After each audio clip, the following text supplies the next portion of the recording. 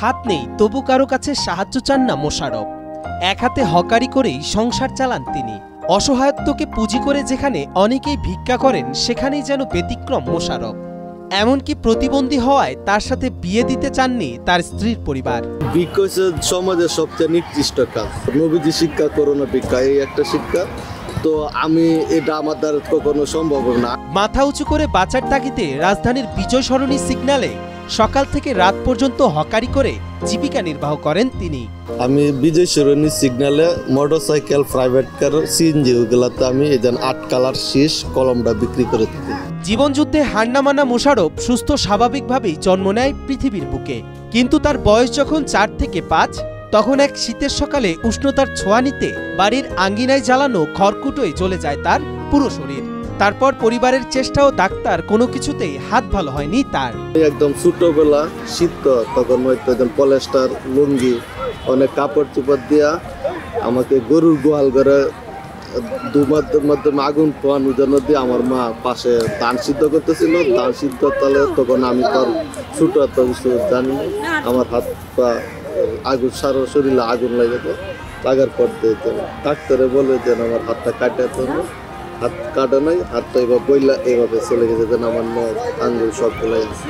হাজারো প্রতিবন্ধকতা থাকলেও থেমে থাকা যাবে না, আর সে কারণেই চাকরির সন্ধানে ঢাকায় আসেন মোশাররফ। গাড়ির চেকার হিসাবে পথ চলা শুরু করেন, কিন্তু 1 মাস পেরোতে না পেরোতেই কঠিন বাস্তবতার শিকার হন তিনি। বাসগুলো চলে না, ওই জায়গায় আমাকে চেকার হিসাবে নিয়ে দেয়। তখন আমাকে সারাদিন সকাল 7টা থেকে রাত্রে 9টা পর্যন্ত ডিউটি করা, আমাকে বেতনও দেন ঠিক মতো। এরপর পরিচিত একজনের পরামর্শে শুরু করেন কলমের ব্যবসা। প্রথম অবস্থায় সিগন্যালে হেনস্থার শিকার হলেও আস্তে আস্তে মানিয়ে নেন সবকিছু। বর্তমানে মোশাররফ এই সিগন্যালে কলম বিক্রি করে প্রতিদিন আয় করেন 500 থেকে 700 টাকা।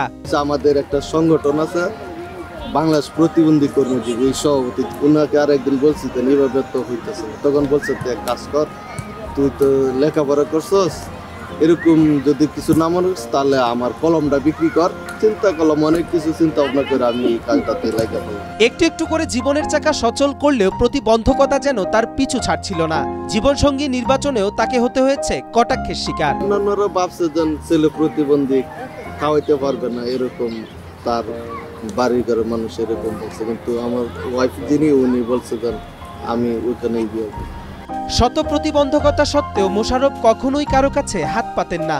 সবসময় মাথা উঁচু করে বাঁচার স্বপ্ন দেখেন। তাকে দেখে সিগন্যালে অপেক্ষারত প্রতিটি মানুষই মুগ্ধ হয়। সাধারণ পথচারীরা মনে করেন মোশাররফকে দেখে শেখার অনেক কিছুই আছে।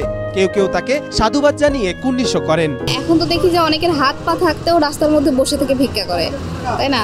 তো ওই লোকটা যে হাত না থাকা সত্ত্বেও যে একটা বিজনেস করতেছে, মানে এই ব্যাপারটা আমার অনেক ভালো লাগতেছে, খুব ভালো লাগতেছে। ওনাকে থেকে অনেক শিক্ষণীয় বিষয় আছে যে উনি ভিক্ষাবৃত্তি বাদ দিয়ে পরিশ্রম করে খাচ্ছে। ওনাকে স্বাগত জানাই বা ধন্যবাদ জানাই।